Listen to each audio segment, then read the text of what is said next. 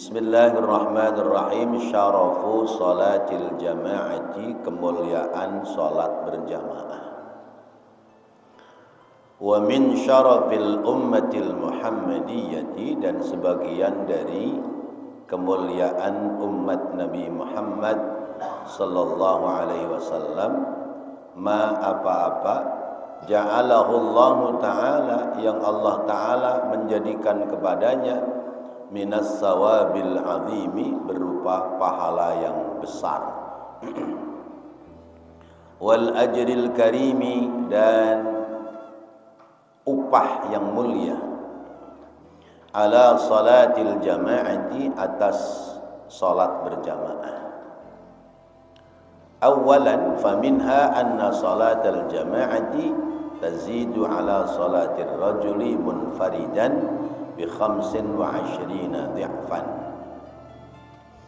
Yang pertama, faminha, maka diantaranya, diantara kemuliaan umat Nabi Muhammad sallallahu alaihi wasallam, bahwasanya salat berjamaah itu tazidu, bertambah, ala salatir rajuli, atas salatnya seseorang, munfaridan, yang sendirian.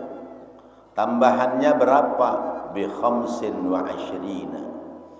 yaitu sebanyak 25 dhi'fan, kelipatannya.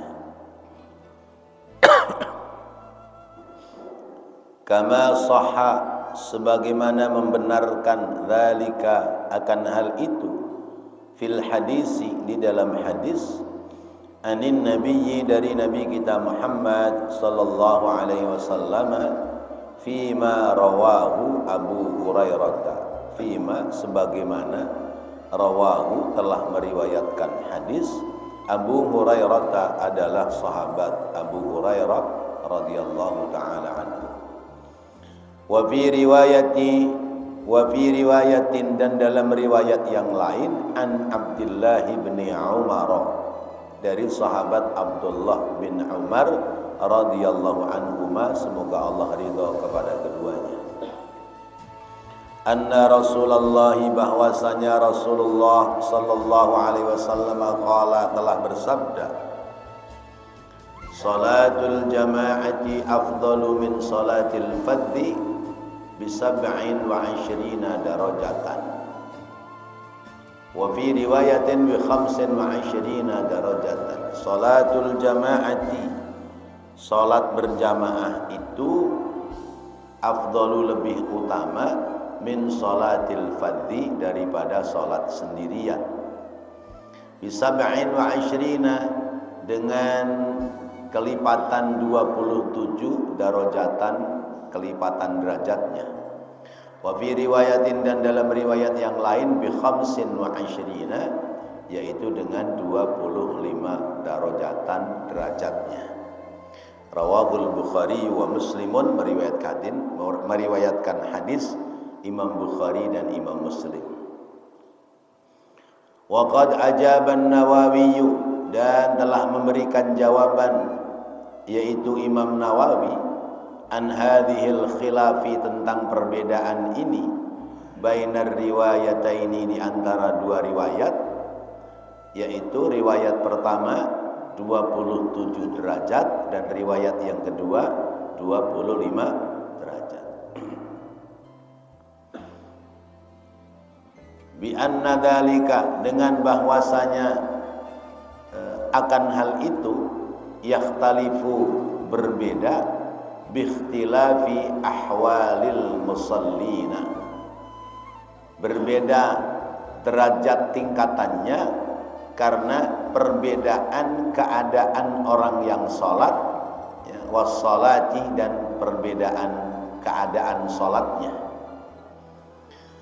Fayakunu, maka adalah, li ba'dihim, pada sebagian dari mereka, pada sebagian dari orang yang salat itu, 25, hanya 25 derajat.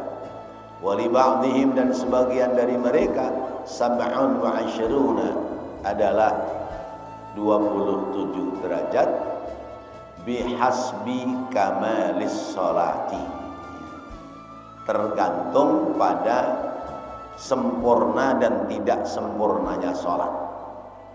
Wa muhafadzatihi, dan tergantung kepada pemeliharaannya sholat, ala hayatiha, atas keadaan sholatnya. Wa khusyu'aha, ala hayatiha, atas keadaan sholatnya. Wa khusyu'iha, dan kekhusyuan sholatnya. Wa kasrati jama'atiha, dan banyak sedikitnya jamaahnya. Wa fadliha, dan keutamaannya. Wa syarafil buq'ati, dan kemuliaan tempat untuk ibadahnya. Bapak-bapak, ibu hadirin hadirat rahimakumullah, bab tentang sholat jamaah. Sudah sholat jamaah terus apa belum?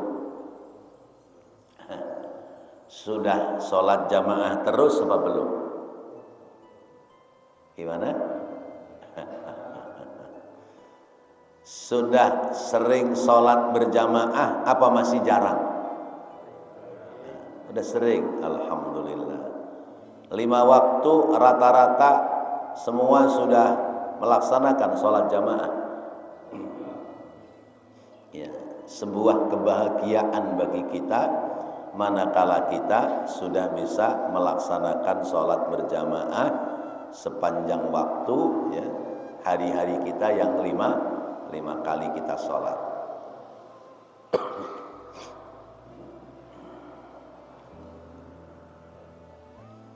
Sebab sholat berjamaah itu lebih utama daripada sholat sendirian.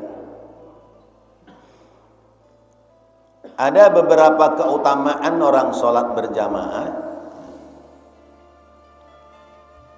Di antaranya bahwa orang yang sholat berjamaah itu pada umumnya hadir di tempat sholat. Entah itu masjid, entah itu musola. Masjid tempat sujud, musola tempat sholat. Man alifa masjidan alifahullahu ta'ala. Siapa yang senang ke masjid, maka Allah senang sama dia. Siapa yang senang ke masjid, Allah akan senang kepada dia. Kita lebih senang kemana? Ke masjid apa ke pasar? Pasar apa mall? Kalau kita ingin disenangi Allah, maka sering-seringlah kita ke masjid. Ya.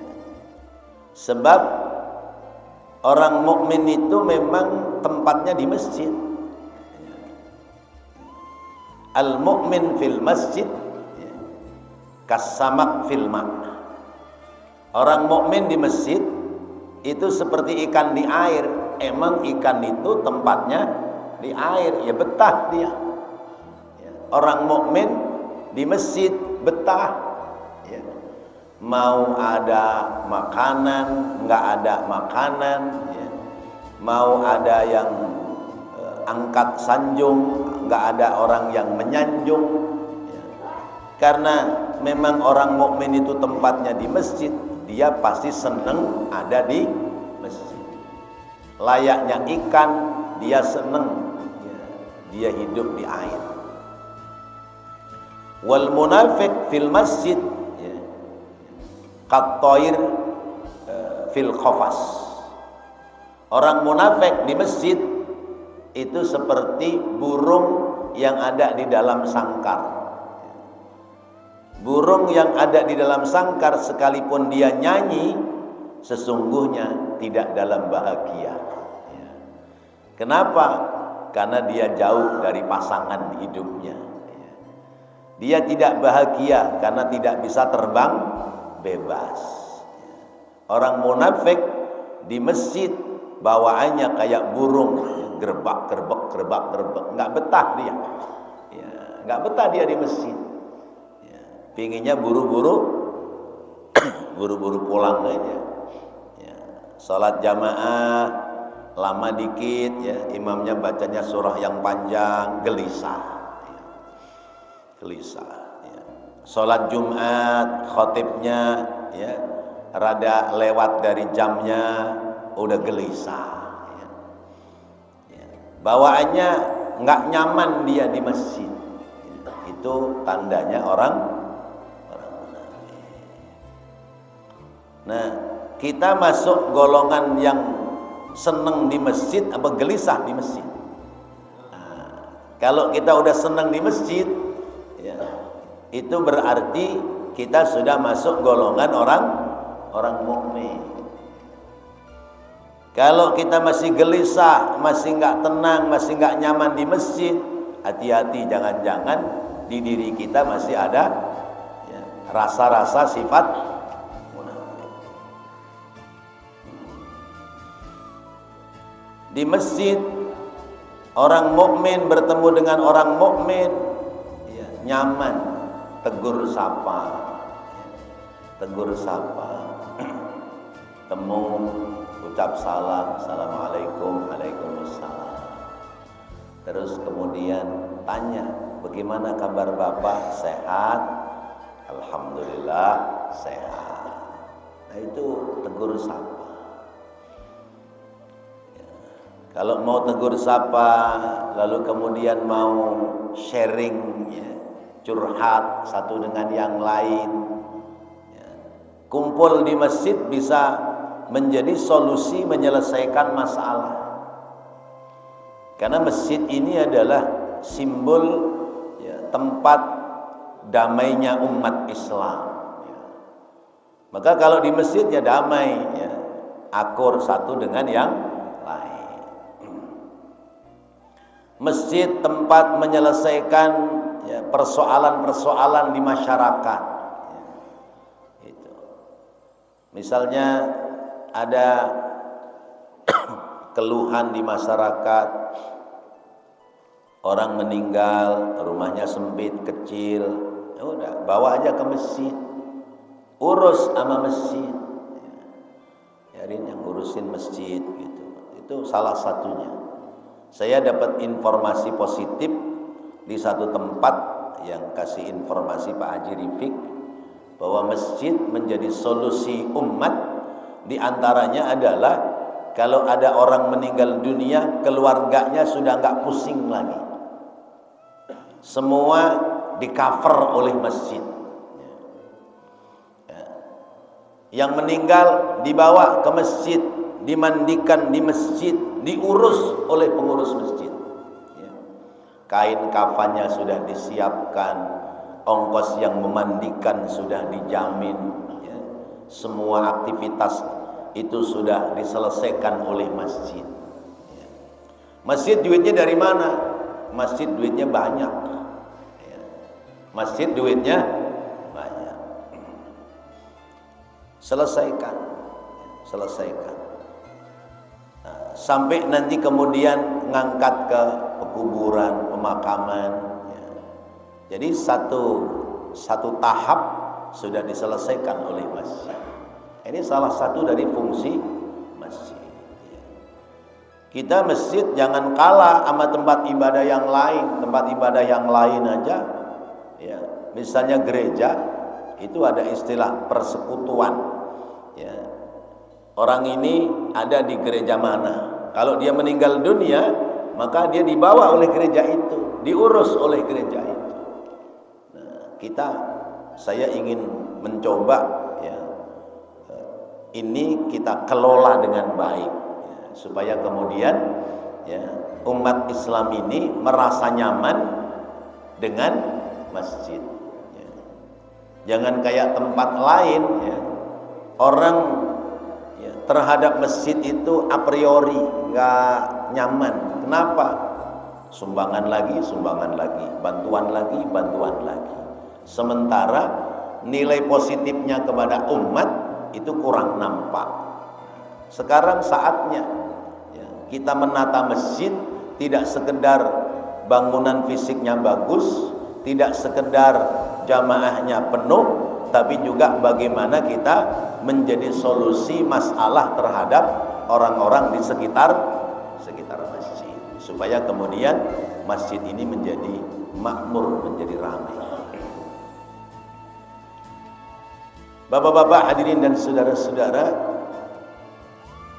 jadi orang sholat berjamaah ya layaknya orang jamaah ke masjid. Nah, orang yang senang ke masjid disenangi oleh Allah. Man alifa masjidan alifahullahu. Siapa orang yang senang ke masjid, ya, senang ke masjid, senang memperhatikan masjid, senang membantu kekurangan-kekurangan masjid, maka Allah Ta'ala akan senang kepadanya. Kemudian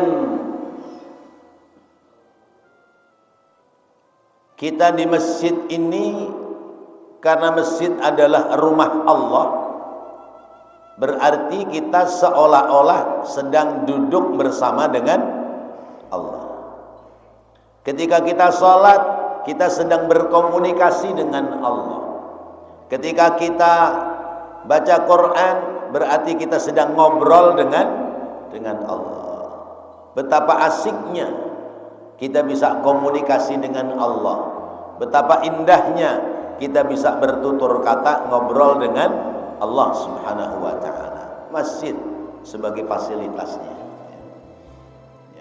Di rumah kurang nyaman, berangkat ke masjid, AC-nya sudah ada berapa tempat ini, hawanya sudah adem, ya. Ada ketenangan, ya. Ada ketenangan sehingga ibadah menjadi puncak maksimal. Nah, keistimewaan yang lain bahwa ketika kita ke masjid berarti kita berupaya untuk melaksanakan sholat jamaah. Ketika kita sholat di masjid dengan berjamaah, insya Allah sholat kita maksimal.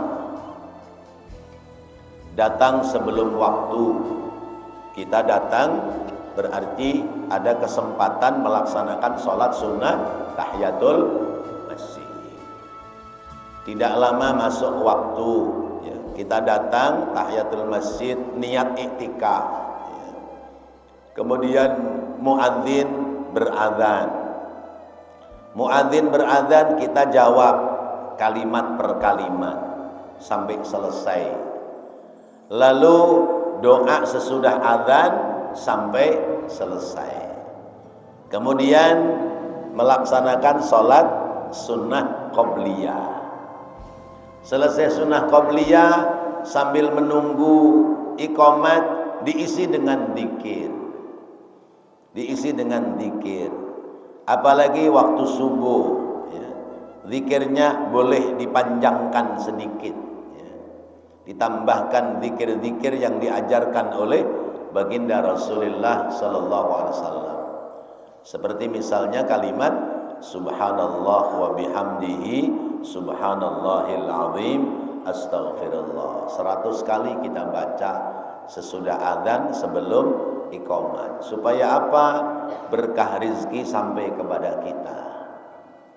Pengarang kitab ini di kitab yang lain, yaitu kitab Abwabul Faraj, Sayyid Muhammad Al-Maliki, menjelaskan kaifa ya'tika dunya raghimatan, bagaimana dunia itu tunduk kepadamu. Salah satu caranya adalah selesai salat qobliyah subuh, baca dulu subhanallah wa bihamdihi subhanallahil azim astaghfirullah, subhanallah wa bihamdihi subhanallahil azim astaghfirullah. Baca 100 kali. Tapi saya nyoba di sini gak keburu. Ya, baca belum selesai sudah iqamat. Di masjid lain yang saya ngajar juga itu keburu, ya, keburu. Nah, ini amalan-amalan istimewa. Kita datang ke masjid ada nilai silaturahim, ketemu dengan kawan-kawan.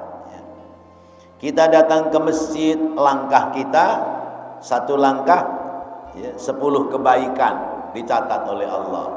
Satu langkah 10 keburukan dihapus oleh Allah.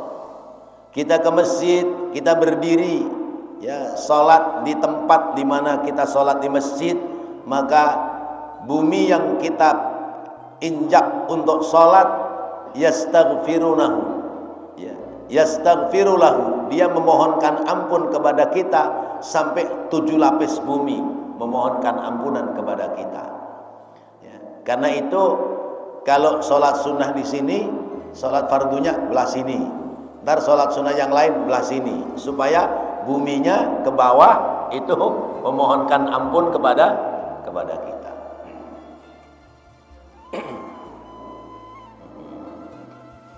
Masya Allah. Ya. Kemudian sholat berjamaah. Sholat berjamaah itu keuntungan pahalanya luar biasa. Di satu hadis dijelaskan keuntungannya 27 derajat dibanding sholat sendiri. Di keterangan hadis yang lain 25 derajat. Ini bagaimana nih Rasulullah jelasinya kok nggak sama ya. Di satu sisi keuntungannya 27 derajat, di sisi lain keuntungannya 25 derajat.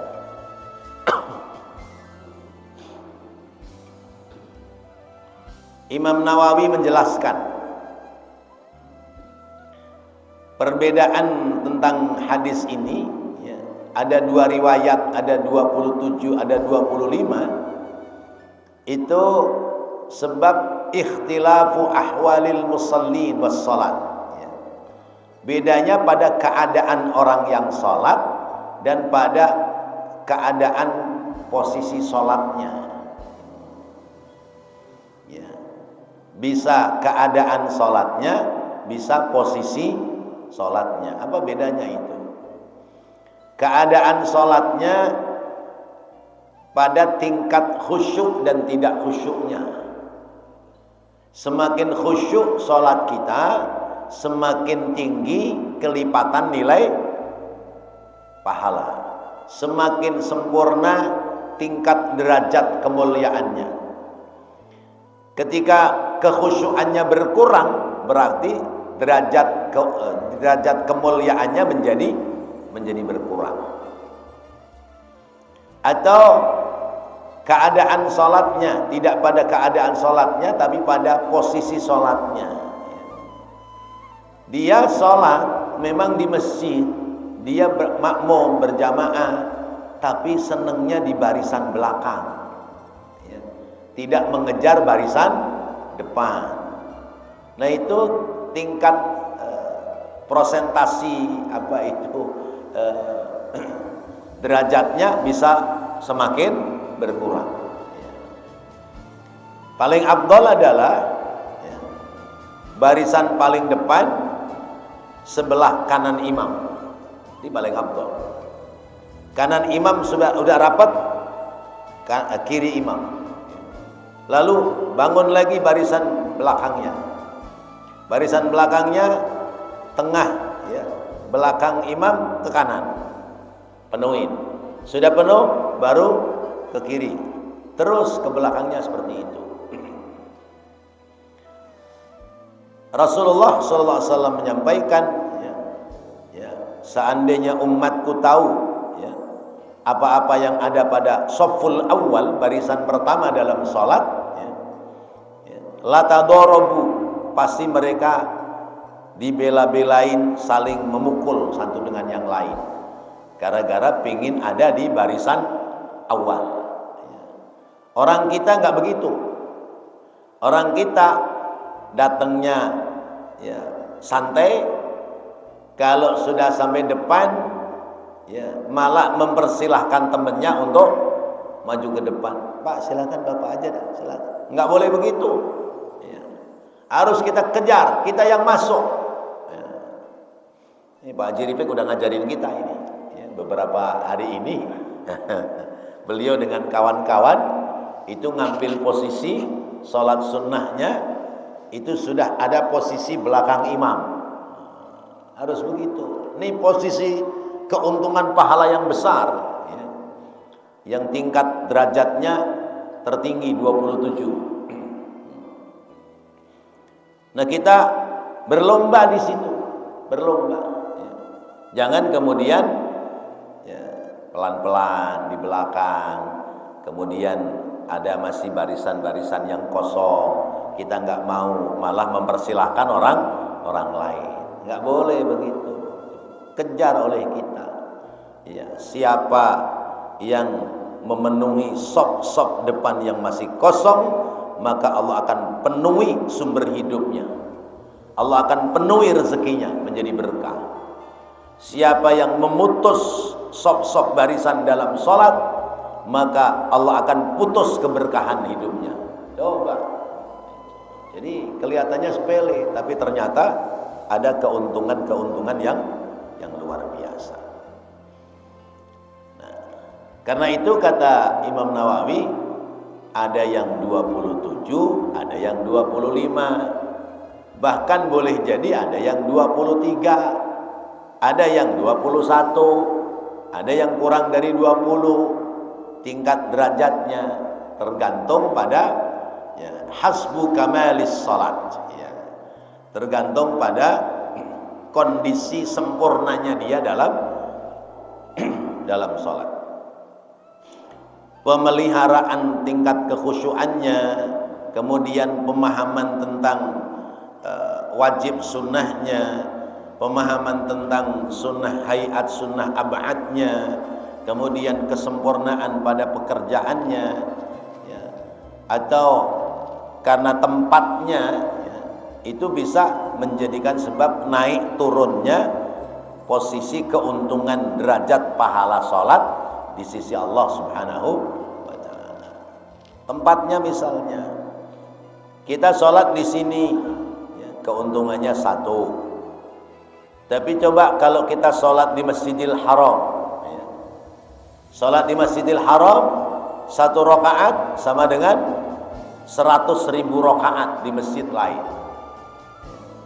Di Masjid Nabawi 1 rakaat pahalanya sama dengan 1000 rakaat di masjid lain. Di Masjidil Aqsa 1 rakaat, ya, pahalanya berapa itu? Di Masjid Nabawi 1 rakaat 10.000, ya, dibanding masjid yang lain. Di Masjid Al-Aqsa Palestina 1 rakaat 5.000, ya, dengan 5.000 rakaat dibanding dengan sholat di masjid yang lain. Nah, itu tempatnya yang membawa nilai pahala yang lebih besar. Tapi sungguh pun demikian, Rasulullah lebih senang tinggal di Madinah, sekalipun tingkat tempat nilai ibadah itu tempatnya yang tertinggi ada di, ya, Masjidil Haram. Kemudian para sahabat, ya, banyak yang tinggal tidak di luar Masjidil Haram. Nah, kita kalau ingin tinggal di Masjidil Haram ya bisa, tapi kudu beli tiket, ya. Kalau tiketnya udah selesai ya pulang. Ya. Kalau ingin selamanya tinggal di sana, ya, ada orang-orang kita yang pada mukim di sana nggak mau pulang, ya, itu rela menjadi petugas kebersihan, ya.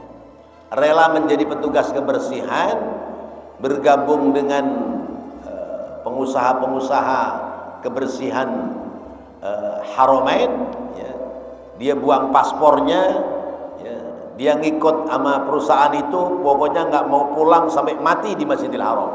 Nah, ada yang begitu. Sampean orang mana, Mas? Saya orang Cianjur, Pak. Udah berapa lama di sini? Ada kali 20 tahun. Nah, terus nggak pingin pulang ke Cianjur? Enggak, saya pingin mati di sini. Ada yang begitu. Karena tempat itu memberikan nilai keuntungan pahala yang besar. Nah, bapak-bapak dan saudara-saudara, sholat berjamaah nilai keuntungannya besar. Sholat berjamaah nilai keuntungannya luar biasa, 27 derajat dibanding dengan sholat sendiri.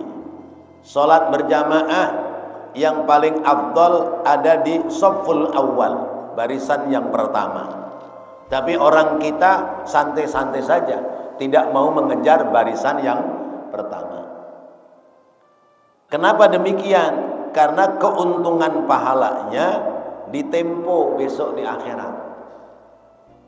Keuntungan pahalanya tidak dikontan di dunia. Coba kalau keuntungan pahalanya dikontan di dunia, ya seperti yang pernah saya sampaikan, ya. Barisan pertama, ya, satu karpet ini sediain merah-merah satu, ya, 100.000, 100.000, 100.000 gitu. Jejer sono. Ini satu shop isinya berapa orang nih? Ya. Cepek gitu. Nah, barisan kedua gocap gitu. Ya, barisan ketiga 20 ya. Barisan keempat 10. Barisan kelima goceng. Barisan keenam 2.000 ya. Barisan ketujuh 1.000. Kira-kira kalau masjid belum dibuka, orang udah siap-siap depan pintu apa enggak? Iya, kayaknya nih kalau masjid modelnya begini nih, ya. Ini masjid belum dibuka, orang udah ngantri depan pintu. Ya. Begitu pletek dibuka, udah lari paling duluan, mau ada di barisan pertama. Ngapa emangnya? Cepet. Ya. Barisan pertama 100.000. Wah, udah pasti uger uyeng gitu. Ya. Berebut ingin ada di barisan depan. Allah. Kenapa berebut? Karena pahalanya dikontan. Pahalanya dikontan. Nah, karena cepek-cepekannya, gocap jigonya itu enggak disiapkan di dunia, maka orang santai aja. Padahal kalau tahu hitungannya, orang akan berebut. Masya Allah. Nggak mungkin dia mau ngambil yang 2.000-an, yang lecek, apalagi yang 1.000-an paling belakang. Maunya pasti ngejar paling depan. Nah, orang sholat berjamaah 27 derajat atau setidaknya 25 derajat. Kalau 25 derajat itu ukurannya adalah 1 derajatnya 1 juta, berarti 25 derajat adalah 25 juta. Selesai sholat jamaah, terima uang cash 25 juta. Gimana kira-kira? Ya, selesai, keluar, teken kwitansi, teken daftar absen sama Pak Ketua. Dapat 25 juta. Subuh dapat 25 juta. Zuhur 25 juta, asar 25 juta, maghrib 25 juta, isya 25 juta. Berapa tuh? 25 kali 5, 125 juta. 125 juta. Kira-kira orang ada nggak yang tersisa di rumah? Nggak ada, berangkat semua, ya.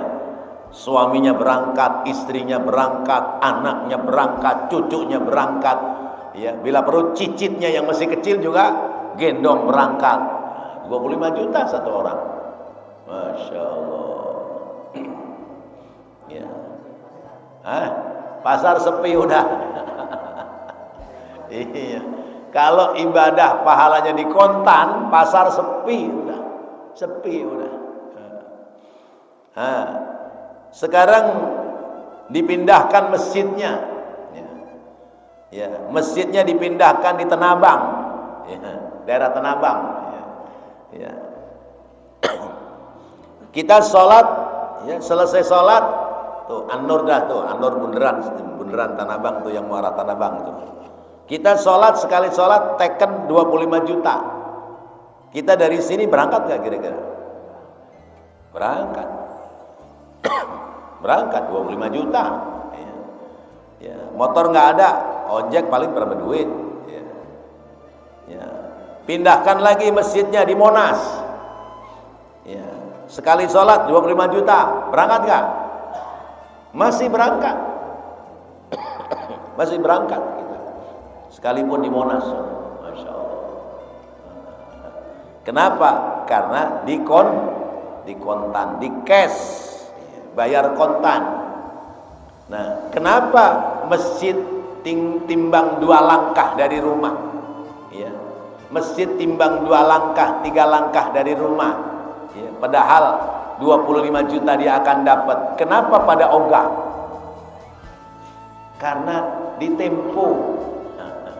Karena ditempo, besok bayarannya di negeri akhirat. Masya Allah. Coba bayangkan Pak, sehari kita dapat 125 juta. Ya, sebut kembali pada asal. Sehari kita dapat 125 derajat. Sementara kalau sholat sendiri dapatnya cuma 5 kan? Berarti bandingannya sudah berapa itu? Sehari sudah berbanding 120 satu hari. Nah sekarang kalau dihitung seminggu, wah udah susah nanti hitungnya deh. Ya. 10 hari dah, 10 hari. Ya. 125 juta kali 10 hari. 125 kali 10. 1.250.000. Ya. 1.250.000 itu 10 hari. Bener nggak? Bener. Ada yang bawa kalkulator nggak? Iya. Ya. Kalau kita sholat sendiri 10 hari berapa tuh?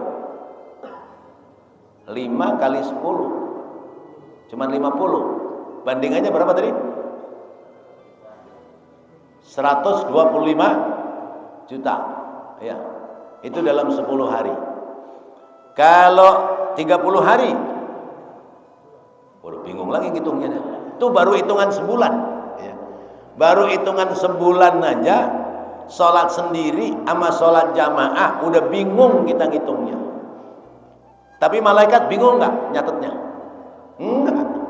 Malaikat nyatetnya nggak bingung, ngitungnya nggak bingung. Ya. Kita aja yang bingung, ya. Karena kita nggak pegang duit yang nolnya banyak. Jadi kalau suruh ngitung bingung. Nah, coba tuh. Itu dalam sebulan. Bagaimana dengan setahun? Kita 1 tahun sholat berjamaah terus. Sementara 1 harinya kita sudah ngantongin 125 derajat. Kali 360 hari. Hitung situ dah. Ya Allah. Berarti usia kita sama, tapi keuntungan nilai ibadahnya jauh berbeda antara orang yang berjamaah dengan orang yang sholat dewekan, antara orang yang sholat berjamaah dengan sholat sendirian. Ya. Umur kita sama, ya. Umur kita sama, hidup di lingkungan yang sama, tapi ternyata keuntungan pahalanya jauh berbeda. Masya Allah. Ayo kita pikirin, ya. Ayo kita pikirin. Sesibuk apapun usahakan oleh kita, ada sempet-sempetnya kita untuk sholat berjamaah. Jangan kayak orang yang nggak punya pikiran, ya. Orang sholat berjamaah dikasih 25 juta, sholat sendiri dikasih 1 juta, dia milihnya biarin dah 1 juta nggak apa-apa, yang penting masih dapat. Nah, ini berarti kan pikirannya ya tidak tajam. Siapa yang begitu? Bukan orang lain, kita, ya, kita. Maka ini pelajaran memompa kita, memotivasi kita supaya kita bersemangat dalam sholat berjamaah. Belum hal yang lain, ketika kita sholat berjamaah, maka potensi sholat kita akan lebih banyak diterima oleh Allah ketimbang sholat kita sendirian. Wallahu a'lam bishawab. Bapak-bapak hadirin dan saudara-saudara, Semoga hadis ini menjadi motivator bagi kita, menyemangati kita untuk selalu melaksanakan sholat berjamaah. Amin ya Allah ya Rabbal alamin. Rabbana taqabbal minna innaka antas samiul alim wa tub alaina innaka antat tawwabur rahim. Rabbighfir warham wa anta khairur rahimin. Wa sallallahu ala sayyidina Muhammadin wa ala alihi wa sahbihi wa sallam. Walhamdulillahi rabbil alamin. Wassalamu alaikum warahmatullahi wabarakatuh.